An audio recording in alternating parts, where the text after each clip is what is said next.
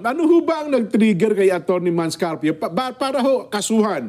BSP, AMLAC, at ilan po mga mababatas, attorney?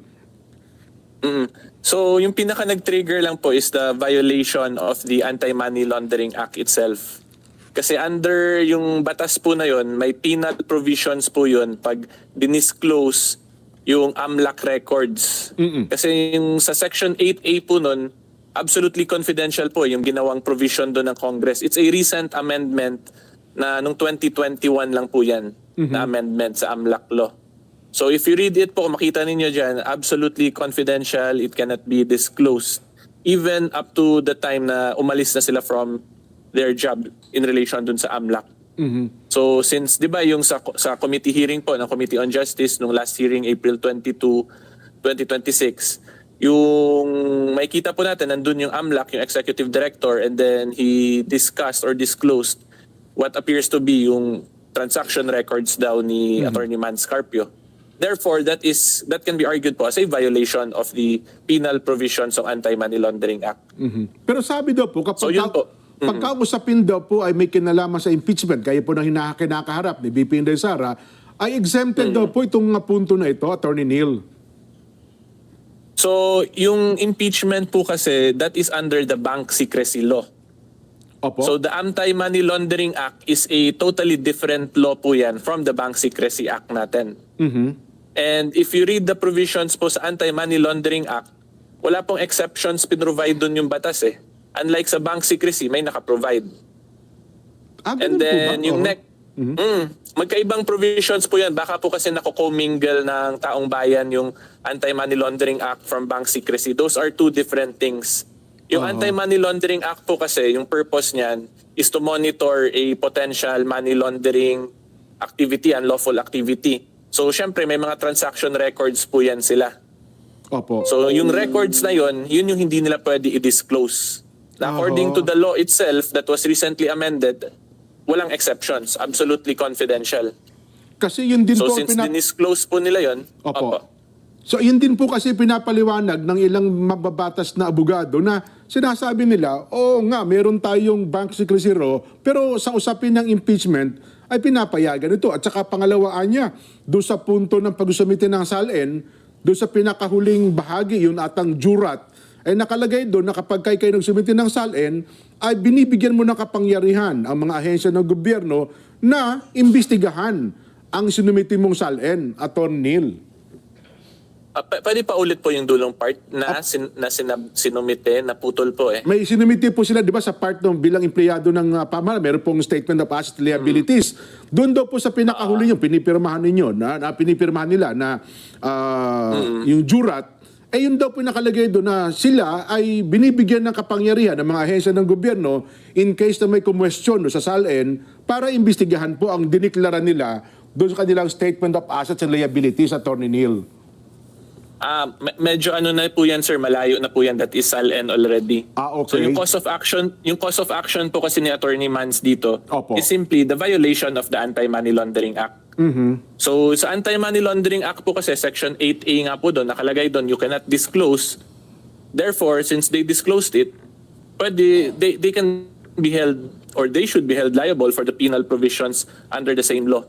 Kasi naka-correlate din po yun sa Anti-Money Laundering Act na if you disclose under Section 8A, you can be subjected to imprisonment and a fine.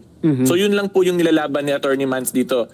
Yung there was a violation of the Anti-Money Laundering Act, tapos may penal provision doon. So ine-enforce niya lang po yun. Ayun. Yun lang po yun. Yung sa SALN aspect, that's totally different na po. Yung sa amin lang dito is the criminal side of the Anti-Money Laundering Act. Opo. Si Nelson po, Atty. Neil. Ang Nelson. isa naman pong Yes po.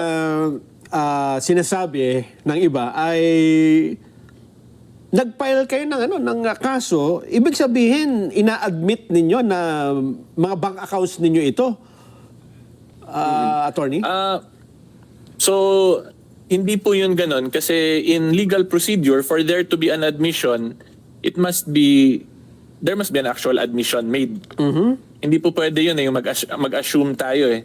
So yung sa amin lang po dito, yung kay Attorney Mans lang po talaga, there was a violation of the Anti-Money Laundering Act. You disclosed something that is not supposed to be disclosed under the law. Therefore, you should be held liable. Yun lang po yun. Yung sa admissions na ganyan, walang admission dito sila Attorney Mans. Ayun. It does not amount to because ano po yun that is very conclusory and speculative. Siyempre at the end of the day po, yung pwede lang gumawa ng admission is the party himself. So wala naman pong inadmit si Attorney Mans, di ba? In other words po, in simple terms, yung mga ganyang statements, those are mere opinions. Okay. But they have no legal value at present. Pero di ba, attorney, hindi ka pwedeng maging part sa isang kaso kung yung bank account ay hindi mo naman bank account. Ano yun, sir? Pwede pa ulit to? Ang ibig sabihin, hindi mo naman pa pwedeng maging party sa isang kaso tungkol sa isang bank account na hindi naman sa'yo. Hindi po ba? Hindi bank account po yung issue talaga, sir. It's Okay. AMLAC records. Magkaiba po yun. Okay. Yung mga covered transactions, suspicious transactions.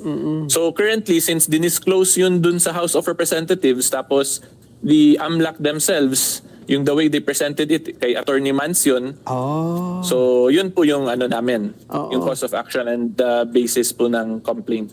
Bukod ba dito, kasi tinatanong naman ng iba, bakit naman hindi perjury ang ipinail na kaso kung bakit tungkol dito sa AMLAC at sa bank secrecy law? Ano na yan, sir? Yung perjury has different elements of a crime po yan Apo. So, dito yung sa amin lang muna, yung finofocusan po muna is the AMLAC violation. Ayun. Kasi if you read AMLAC violation po, very specific po yung batas natin doon You cannot disclose. If you disclose, may ganitong penalty. So, yun lang po yung kay Attorney Mans talaga dito. Since disclose nyo na, and then binigyan nyo siya ng cause of action now to file the criminal complaint. Ito po bang pinail yung kasong ito ay kasi sasabihin nila ang house ay mayroong authority May kapangyarihan, to proceed with an impeachment complaint. So parang may magagawa ba ito dun sa nangyayari ngayon sa house, attorney? Pwede pa ulit, sir. Medyo nag-choppy po May yung Magkakaroon impeachment ba ng ng epekto House. ito sa house? Ang house ay may sariling authority sa impeachment Opo. So, wala po tong effect actually sa impeachment kasi this is not an injunction or a TRO. This is a criminal case. Okay. So, yung position po namin, you performed something illegal, therefore you should be held liable. Ayun. So, posibleng maapektuhan yung House in the sense na yung respondents, kasi may mga respondents dito na members of Congress Opo. So posibleng maapektuhan kasi ngayon kailangan nila mag-file ng counter affidavit. They have to participate in the legal process. So in that sense, posibleng maapektuhan. Pero as to the proceedings ng House itself, impeachment, wala po. This is a totally different case po, yung nature ng case na to. At in From the impeachment.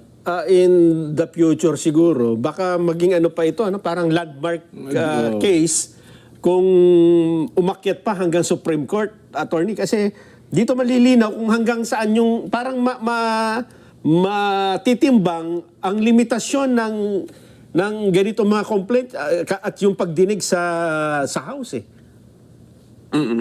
Well, that is a possibility naman po kasi syempre yung last arbiter in relation to legal issues is always the Supreme Court. Pero yung sa amin lang po dito, since yun yung nandun nakasulat currently sa batas, which the congressmen themselves naman po enacted this law, sila po yung gumawa nito So since nakakita po si Attorney Mans ng argument doon, yun yung ine-enforce niya ngayon. Kasi binigyan siya ng karapatan na yun ng batas na to. So ine-enforce niya lang po yun. Ibig sabihin, karapatan niyang mag-file ng reklamo, kung karapatan ninyo na magsagawa ng impeachment, karapatan ko bilang mamamayan ng Pilipino na ireklamo kayo kung mayroon akong nakikitang paglabag sa aking karapatan. Ganun po ba, attorney? Yes.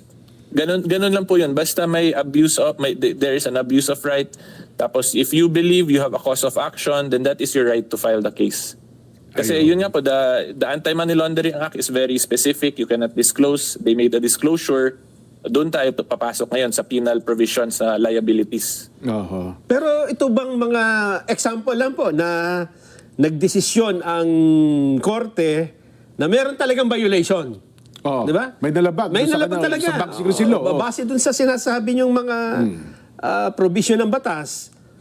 Yung bang mga mambabatas, yung bang mga congressman, yung mga miyembro ng justice, Kasi nasa ano sila, session eh. oo, ay maapektuhan, mapaparusahan kahit may sinasabing meron silang immunity Oo. from suit. Dahil Di ba? sa in Yes. session from Congress. Oh. Opo, attorney.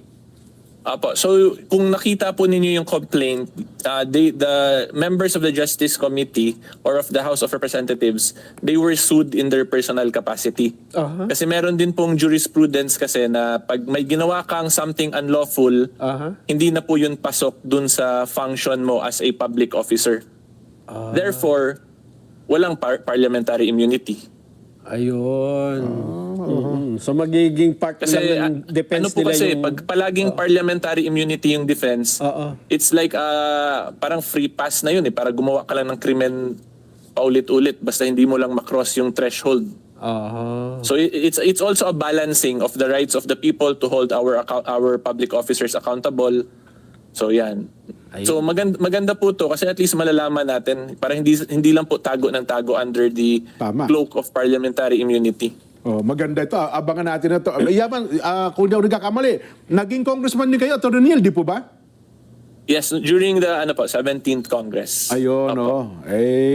So, baka meron ng mahalagang bagay na hindi kami naitanong, na importante niyo po mabanggit, Atty. Neil. Hello sir, medyo naputol po. Ang sabi ko po, baka meron po mahalagang bagay na hindi namin naitanong. Baka pwede niyo pong banggitin sa ating mga taga-subaybay. So, yung pinakaano lang po talaga dito na magandang matandaan ng Filipino people, the taong bayan, is yung foundation po kasi nung complaint na to is the right to privacy po natin under the Constitution. So, yung right to privacy po kasi natin, it is very wide yung range po niyan. It just so happens, dito sa side ni Attorney Mans ngayon, it involves the anti-money laundering law, data privacy, and the bank secrecy law. So, ang point ko lang po dito, if they can do this with that aspect, sa financial aspect, what will stop ay possible abuse sa other aspects naman that covers the right to privacy. So, pag meron pong nalabag na batas, tapos tingin po natin na meron tayong karapatan ipaglaban yon, dapat po talagang ipaglaban yon. So, dito, a violation of the Anti-Money Laundering Act. So, yun nga po. Ayun. Yung ano namin. Atty. Neil, baka sa ibang araw, magtumawag ulit kami sa ilan pa mga katanungan. Salamat po ng marami sa inyo. Opo, thank you po. Good day to Opo. everyone. Mga kaibigan, ang atin pong nakapanay si Atty. Neil Abayon. Siya pala ang bagong talagang tagapagsalita sa panig po ni Atty. Mans Carpio. Sa kasong ito. Sa kasong ito, sa usaping ito. Okay. Ano, ha?